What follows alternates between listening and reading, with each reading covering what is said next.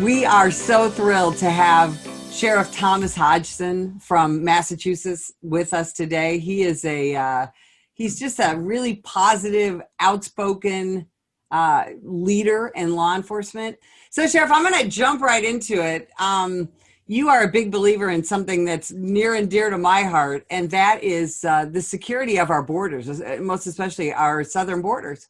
And a lot of people say, well, what's the big deal? You're in Massachusetts, right? Yes. How does that affect Massachusetts? How does that affect anyone other than the southern border states?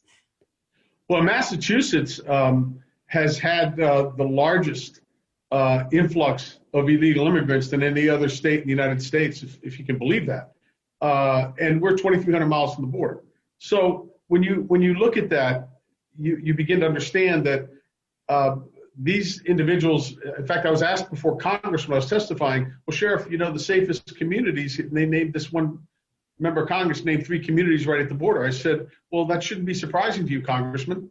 Why would anybody want to stay right at the border where they just crossed illegally? They're integrating into my communities and communities across the nation as far away from the border as they can so they don't get caught. And they want to meld into it, and particularly in these areas where they have sanctuaries and so forth. But by allowing this sort of open border idea, what's happening is we're seeing MS-13 members flooding into our communities. Maryland's been inundated with MS-13, New York, serious violent crimes. The drug flows coming into this country are out of control. And so it has everything to do with whether or not we can keep our communities safe. And that's why the border security is critical to us here in the United States. I'm so glad to hear you say that, because now we're in Americans tend to have a very short attention span when it comes to political issues, to law and order issues. And we've kind of fallen, the border issue has kind of fallen to the wayside. And yet, as you bring up, illegal drugs coming over our southern border, as well as criminal illegal aliens, that absolutely affects our ability to keep our people safe, doesn't it? Well, it does. And think about this. I mean, how many moms and dads have gone in to try to wake their young adult child up for work or school or what have you, and the child's not waking up because they died of an overdose? I mean, this is happening all over the country. So yeah, this cuts at the heart of the most fundamental responsibility we have in government, and that's to keep our communities safe. Why would anyone, particularly in government, suggest that people should just walk in over the border knowing that they're violating the federal law to get here and butting in line in front of people who've been waiting for years, who are respecting the laws of the United States and waiting their turn? It's outrageous. It's senior citizens. It's not just about crime. You have senior citizens who've raised their families, supported their churches, their civic organizations, done all the right things, and then in their senior years, maybe one of the spouses passes away and they need public housing for elderly. They can't get in public housing. They're told, look, you qualify, but unfortunately we don't have any availability because 20 to 30% of the people living in that public housing are people who are here illegally and have contributed very little to our society. Absolutely. It really does affect all aspects of society, and it's become politically contentious. Nobody knows that more than you. We're in an atmosphere right now where we're very close to probably one of the most important elections of, I know, my lifetime. And you are an unabashed supporter of President Trump. And President Trump is the most law enforcement friendly president we've ever had, I believe, in this country. Can you talk about that a little bit? Yeah, I've been with the president on a number of occasions in meetings, and he's been steadfast and outspoken about his support of law enforcement. And frankly, when he did his acceptance speech back in 2016, he said at that time, when I enter the White House on day one, I'm going to reinstate the rule of law. And he kept, like that, so many of his promises, he's kept that one. And he's been very supportive of us in law enforcement. And rightfully so, because the president has brought a business model to government that we haven't seen. And so when I'm a Republican in the biggest Democrat enclave in Massachusetts. And I've been here for 24 years as a sheriff. And I will tell you, I've had the experience of watching how people have used government, people who are elected, to push everything through their political filter. And whatever's left over that comes out the other side is what the people that they promised to serve get, which is leftovers, if that. And this president came in and said, no, I'm not playing politics. I want to know what are the issues. And he's brought sheriffs, chiefs of police, other members of law enforcement to the White House for meetings on a number of occasions. And he asked the hard questions, because what he wants to do, and this is the great thing about this president, he wants to make sure when he makes decisions and policies that they're not just going to be sort of superficial things that sound good, that really, make people feel okay, but don't really accomplish anything. He wants to make sure that when he creates that policy, it is absolutely going to benefit the average person in the neighborhoods across this nation. And that's why he brings in people so that he can, create a really sound solution to the real problem. And I want to just go back to one thing, if I can, Betsy. And that had to do with the border issue about the crime coming in. A lot of people don't know this, but mothers in these countries south of the border are handing off their teenage daughters to coyotes from the drug cartels. They're paying them $5 to $7 grand to get their daughter or daughters into the country illegally. But before they hand them off, they're giving their daughter birth control pills because they know their daughter's going to get raped at least once. I want you to follow the trail of a couple of these young ladies who get raped along the way, get to the U.S., they're quickly pushed off to some community, New Bedford, Massachusetts, or somewhere out in Illinois or wherever, and then they're put in foster care homes. They go to school, have no family support to deal with what trauma they went through. They don't speak the language and may never learn it because they don't have a rudimentary understanding of their own. They think that the kids in the school are going to be their surrogate family and they'll have friends that will support them, but instead they end up being bullied and made fun of. They leave school, and then they go back to the foster home, and when they step out on the street, guess who the weakest link is in the neighborhood? And here we go again. How is that fair to that child? To encourage them to come here or encourage their families to send their kids here, that is, I can't think of anything that is more reckless and insensitive to even those kids who are coming here.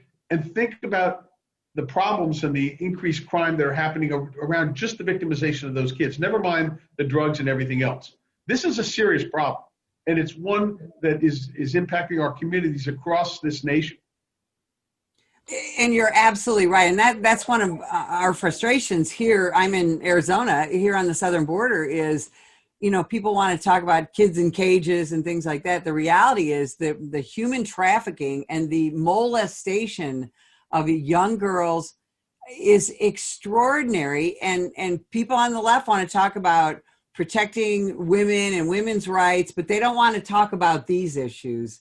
And it's incredibly frustrating to law enforcement.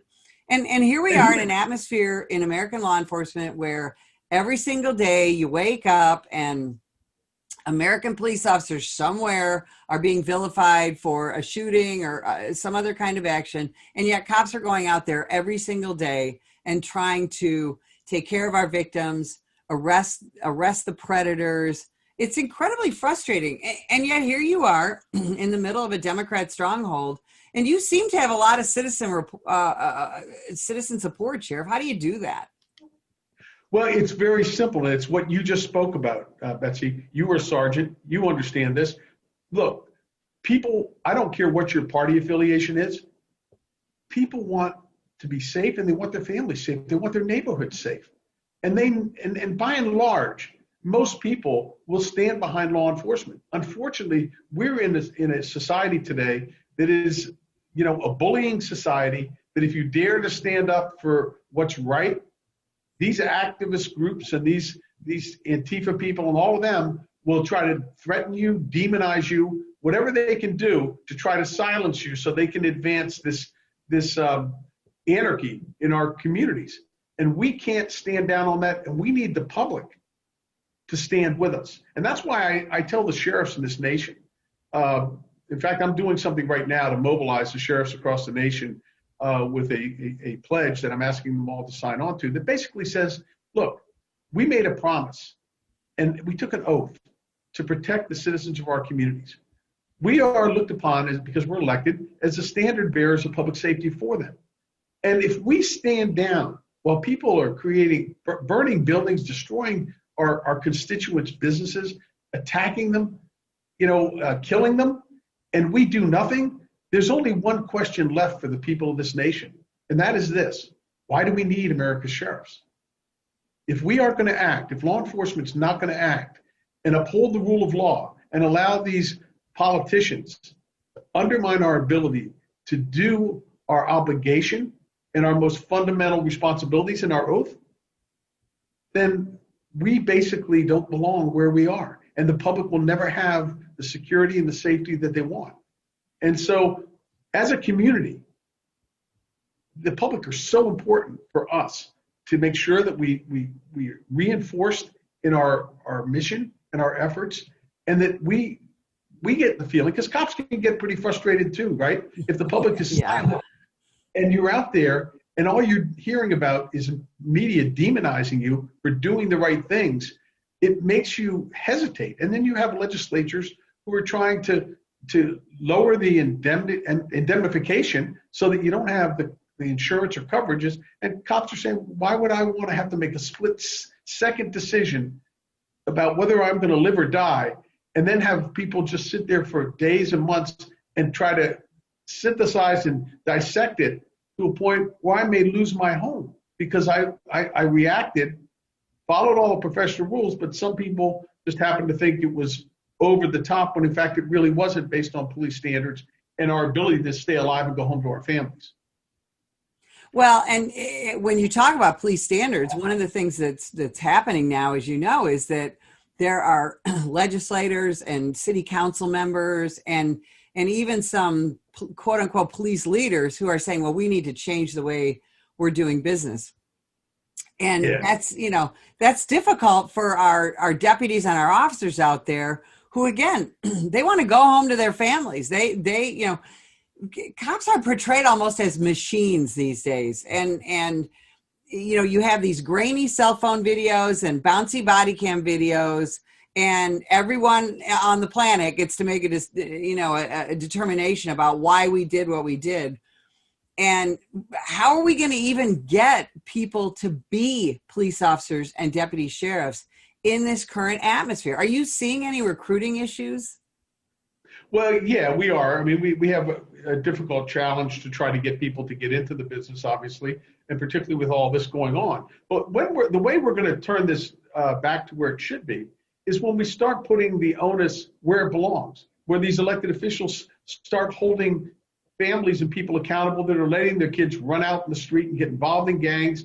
And then instead of them sort of suggesting somehow you have to forgive them and we blame the people who are trying to keep peace in our communities, we have to turn it around the other way and hold people accountable.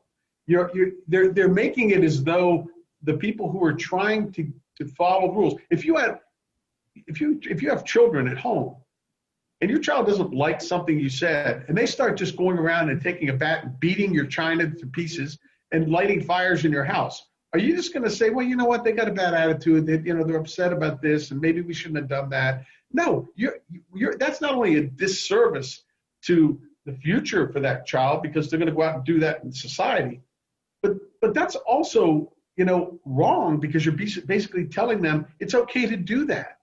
And it's not, and they won't survive in a society where you have to have rules, because if we don't have the rules, then we don't have the rights, right? Because rules protect us. The laws of this nation are the underpinnings of our ability to live free, for our ability to exercise our individual rights.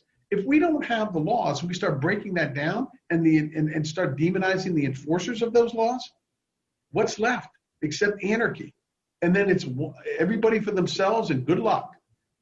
So, we've even had, as this suggestion that they're going to defund police departments instead of defending police departments, and then saying that we're going to shut down the dispatch center, or we're going to have people who are social workers doing vehicle stops instead of police.